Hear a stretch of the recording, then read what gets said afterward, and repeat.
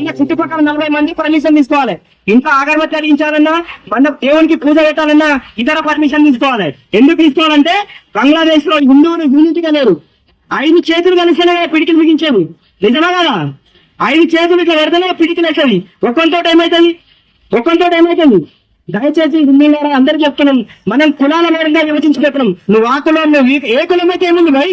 నువ్వు ముఖ్య దేవునికి కదా, నువ్వు అదే దేవుని ముఖ్యం, ఈ కులం అదే దేవునికి ముక్తావు. కానీ మనం హిందువులు మనం మర్చిపోతున్నాం. నిజమా కదా?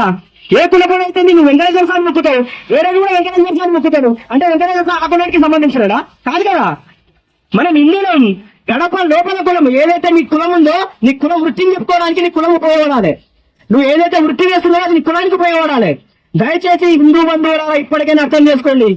మన హిందుత్వాన్ని కాపాడకపోతే ఇదొక ఇస్లామిక్ స్టేట్ అయిపోతుంది. కులాల పరంగా చెప్తున్నా నేను. ఇన్ని రోజులు కులాలు, నీ ఈ కులం మా కులం అని ఎట్లాడుతున్నాం.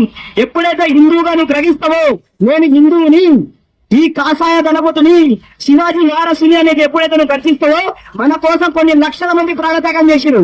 ఎవరికైనా తెలుసా? ఛత్రపతి శివాజీ మహారాజ్ హిందుత్వం కోసం తన ఫ్యామిలీనే ఇచ్చేసిండు.